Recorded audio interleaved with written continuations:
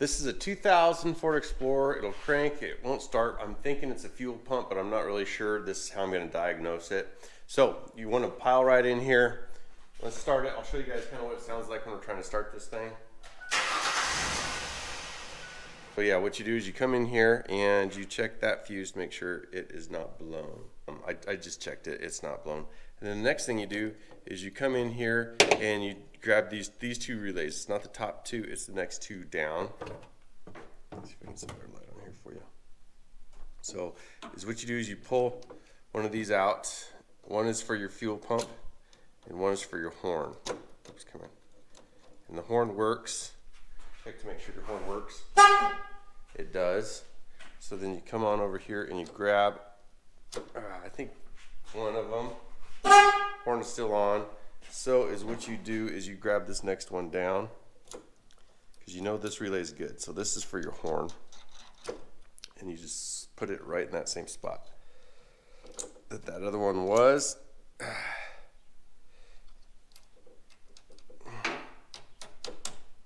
And then you can come check your horn, make sure there's no horn right now. So we know that that relay that is there is good right now. And then we can check this one here to see if this was the issue by placing it back in, just doing that old swap-a-rooney.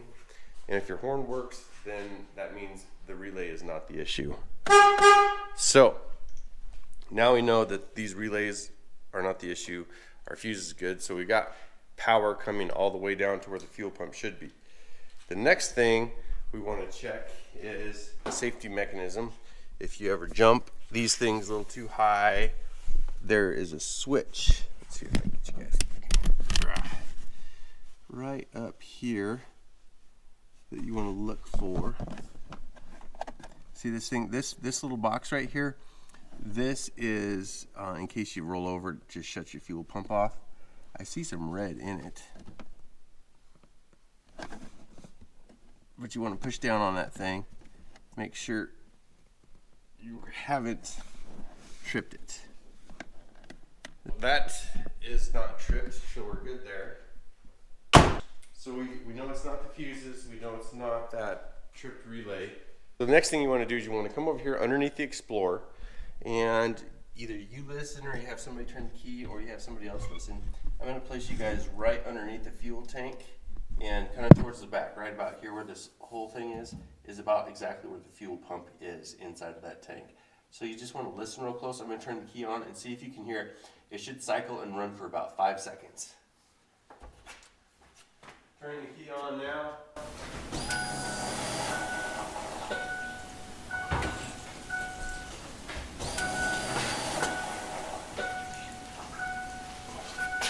Okay, so I didn't really hear too much. The next thing you can do is you want to turn the key on and it might piddle on it. Okay, so I mean there's barely fuel getting up here, not much. Here's the last resort thing you can kind of check on these guys is you come up here on the front and there's a little fuel pressure line here. Be careful, this will have high pressure on it. Should have really high pressure. Like I'm talking like air tire pressure equivalent. So make sure you have some safety glasses on. I like to cram a rag or sock or something down around in there. And then I think this is like a 4 or 3 mil. It's just like letting the air out of a tire. You want to hit that little and stand off to the side.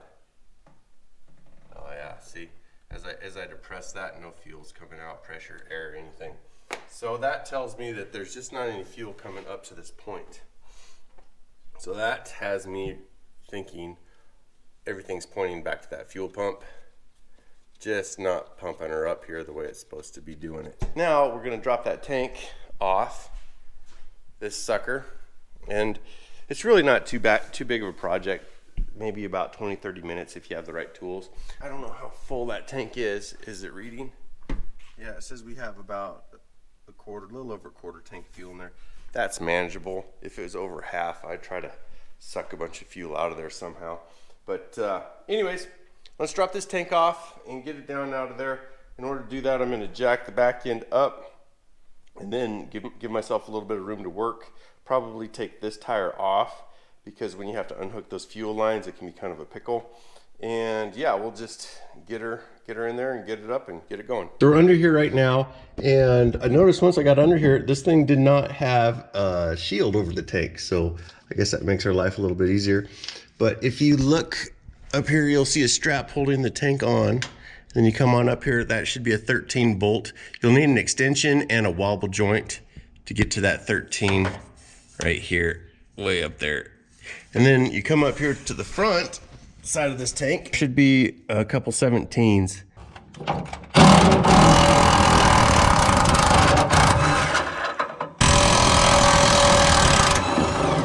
So as I'm taking this tank down, I got one hand on it here. Oh yeah, that's not empty. We're definitely heavy here. And I got a block kind of ready right here to grab it.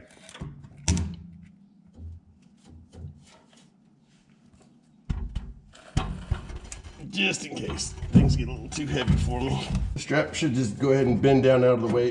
It's made to be bent a few times. Yeah, can't see up there yet, but you guys probably can. Hoses in the back. Don't forget to do that. Or you can wait till now and it makes them come off really easy. But before I get too carried away, I'm gonna get one more little block to eat up a little bit of that space. We had to pop the tire off. The main reason we had to pop the tire off. But you need to come in here, and on these hoses, it should be a 1/4 inch size socket for these hose clamps.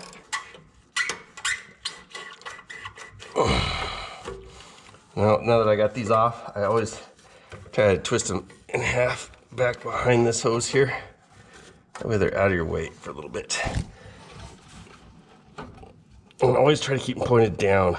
Next thing I'm gonna do is plug these up with a rag, just because you don't want all that stuff getting in your tank.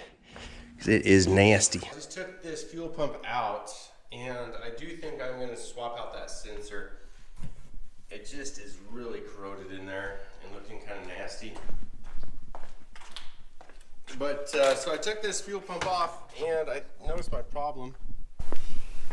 If you can see, if you look closely here, you can see right here, the light just right, this hose is cracked, and so is this top one here. It's all cracked. So I'm sure I'm losing a lot of my fuel pressure out right there. One of these pumps is about, well, a $200 one is a day out, and a $50 one is about a week out. So I don't really need this car right now. I might just fix that hose and put a new sensor. I got a new sensor for that thing, I think, and just call it good. Okay, so I got everything hooked back up. I mean, short of the hoses going in, but the wiring and then the fuel lines going up, and then everything's connected to pump and supply fuel just the way it would, just not this piece. Everything's up here. Let's just give it a test, see what happens. Hopefully nothing too bad happens. Come on, baby.